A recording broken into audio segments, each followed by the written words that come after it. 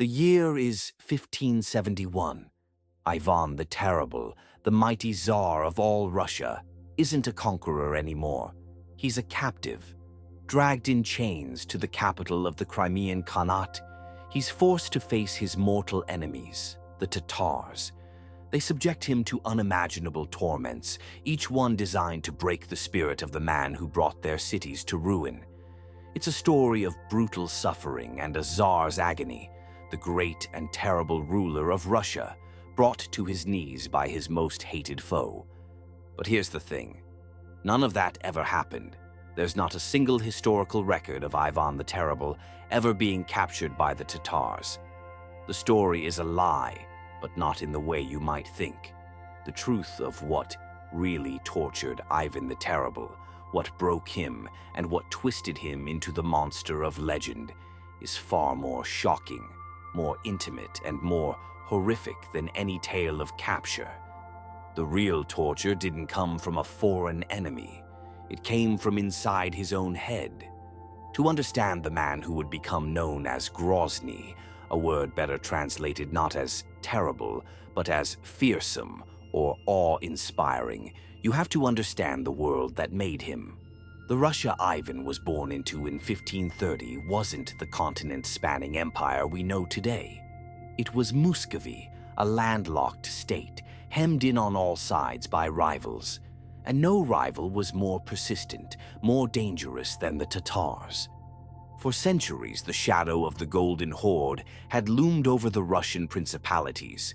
Though the horde itself had fractured, its successor states, the Khanates of Crimea, Kazan, and Astrakhan, were a constant thorn in Russia's side. The Crimean Tatars, especially, were masters of the lightning raid. Year after year, their horsemen swept across the vast open plains of the wild steppes, burning villages, stealing everything they could, and dragging tens of thousands of Slavs back to the slave markets of the Ottoman Empire. This wasn't just war, it was an existential threat, a constant bleeding of Russia's lifeblood. Ivan's own childhood was a crucible of fear and violence. His father died when he was 3. His mother, who ruled as regent, died 5 years later, and it was widely believed she was poisoned by rival boyar clans, the powerful, scheming aristocrats of Muscovy.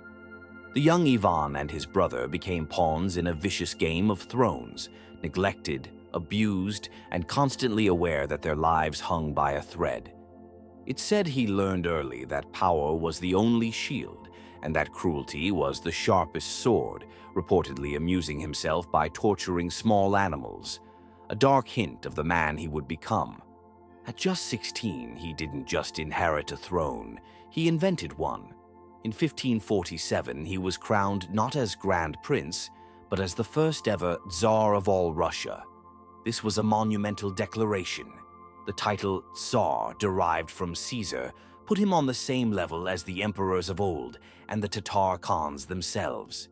From that moment on, Ivan's mission was clear: consolidate his absolute power, crush the boyars who tormented him, and finally, decisively, end the Tatar threat. He would build a new Russia, an empire forged in fire, with himself as its undisputed, fearsome master. The legend of Ivan being tortured by Tatars is so believable because it fits right into the brutal world we know he lived in. But the historical record tells a completely different story. Ivan wasn't the Tatars' captive.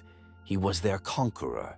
His first target was the Khanate of Kazan, a major trade hub on the Volga River and a source of endless raids into his territory. After a few failed attempts, Ivan prepared for one last decisive blow. In the summer of 1552, he marched on the city with a massive army of 150,000 men and the most advanced military tech of the day. His engineers built a huge 12-meter-high siege tower to mount cannons on, a revolutionary tactic that let them fire directly down into the city. They dug mines packed with gunpowder under the city walls, and most importantly, beneath Kazan's only source of water. The siege was merciless. Ivan reportedly had Tatar prisoners tied to stakes in front of the walls, hoping their pleas would convince the city to surrender. In a shocking display of resolve, the Tatar archers on the walls simply shot their own countrymen, silencing them to deny Ivan the satisfaction. Finally, on October 2nd, the mines blew, the walls crumbled, the water supply was gone, and Ivan's army stormed the city. The fall of Kazan was a game-changing victory. It shattered Tatar power in the region, gave Russia control of the entire Volga River, and opened the path for expansion into Siberia.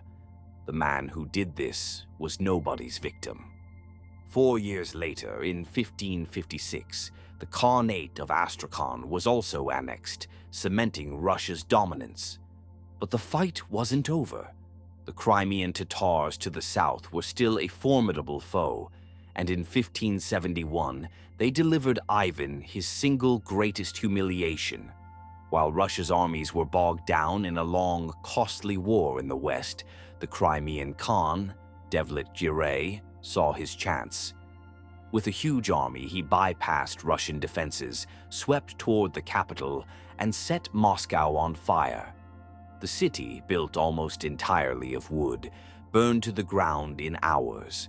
Chroniclers of the time wrote of staggering numbers of casualties, with some claiming as many as 120,000 people were killed and another 150,000 dragged into slavery.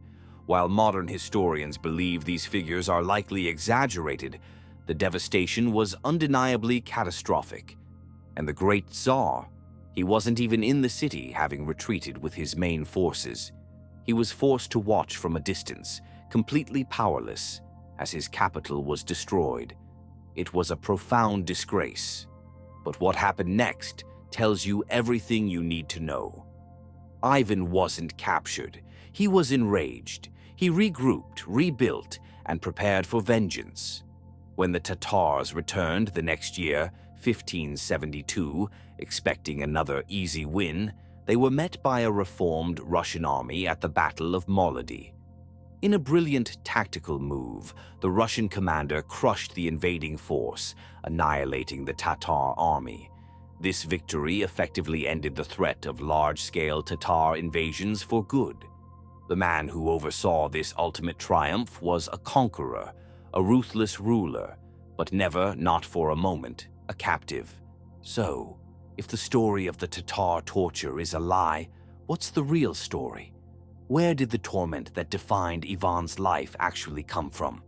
To find the answer, we have to look away from the battlefields and into the Tsar's own palace and into his own mind.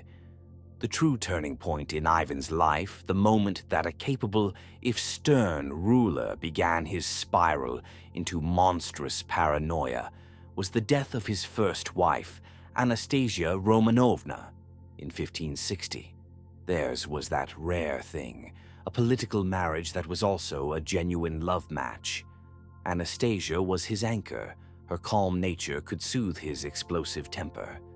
When she died suddenly after a mysterious illness, Ivan wasn't just heartbroken. He was consumed by the absolute conviction that she had been murdered, poisoned by the same boyars he'd hated since childhood. That suspicion, true or not, shattered his psyche. His grief curdled into a paranoia that bordered on madness.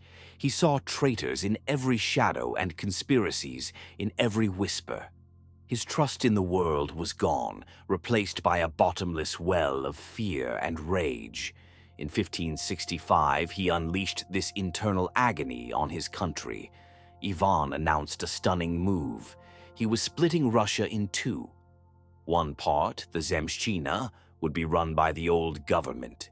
The other, the Oprichnina, would be his own private domain, a state within a state ruled by him with absolute, terrifying authority.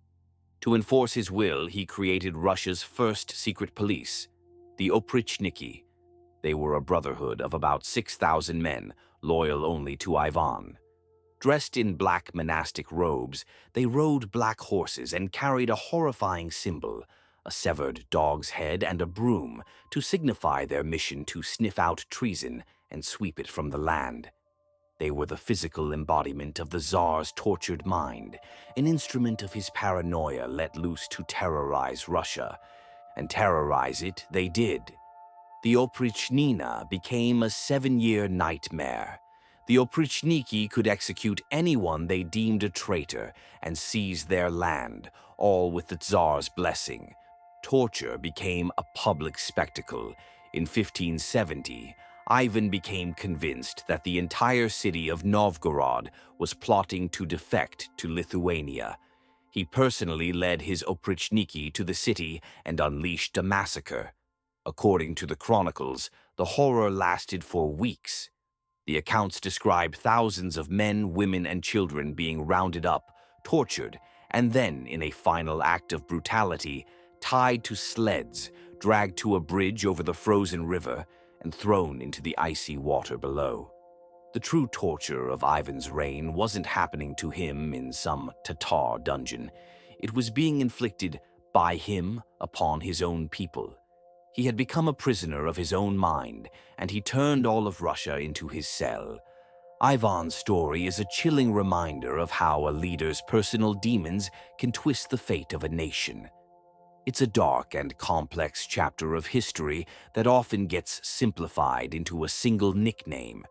If you appreciate getting the real story behind the legends, take a second to subscribe and hit that like button. It helps us keep digging up these shocking truths from the past. Now let's get to the tragic climax of Ivan's self-inflicted torment. The terror of the Oprichnina was the public face of Ivan's inner demons, but the ultimate act of his tortured reign was deeply personal. It was an act that destroyed not an enemy or a suspected traitor, but his own future, his own flesh and blood. It was the murder of his son and heir, Ivan Ivanovich, in 1581. By this point, the Tsar was an old man, his body failing and his mind ravaged by paranoia.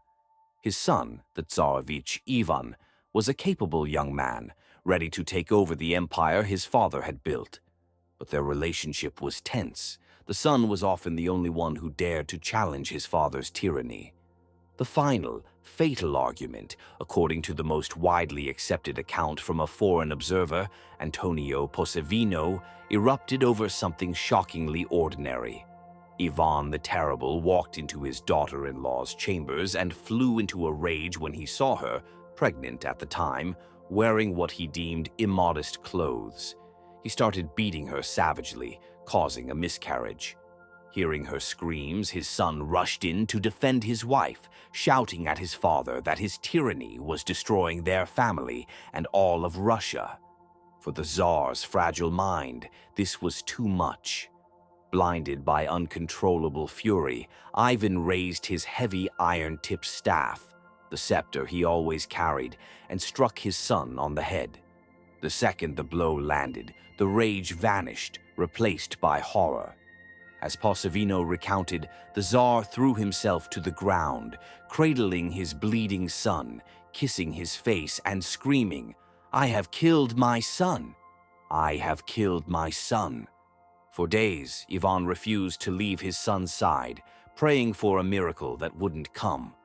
The Tsarevich lingered in agony before dying from his wound. The murder of his heir was the ultimate act of self-destruction. In one flash of rage, Ivan had not only killed the son he loved, but he had also extinguished his own dynasty. His only other viable heir, Fyodor, was considered unfit to rule, guaranteeing a succession crisis. The man who spent his life fighting to secure Russia's future had, with his own hands, condemned it to chaos. The torture that began in his mind had finally claimed its most precious victim, leaving the Tsar utterly broken, alone with his guilt. In the end, Ivan the Terrible died in 1584 while getting ready for a game of chess. He left behind a Russia that was vastly larger and more powerful than the one he had inherited. He had broken the Tatar Khanates, opened the way to Siberia, and forged the beginnings of a true empire. But he also left a nation traumatized and a dynasty on the verge of collapse, soon to plunge the country into the devastating era known as the Time of Troubles. The story of Ivan's capture and torture by the Tatars is a myth, but it's a myth that points to a deeper truth. Ivan the Terrible was a tortured man. His torturers just weren't the Tatars. They were the ghosts of his traumatic childhood, the poison of paranoia that infected his mind after his wife's death, and the uncontrollable rage that was his constant companion. He was a prisoner in the fortress of his own skull, and his bloody reign was a desperate attempt to destroy the enemies he saw everywhere, both outside the walls and within them. The legend of his brutalization is almost comforting compared to the reality that the greatest horrors inflicted on Russia came not from a foreign invader, but from its own Tsar, a man so tormented from within that he turned his entire nation into a reflection of his own personal hell.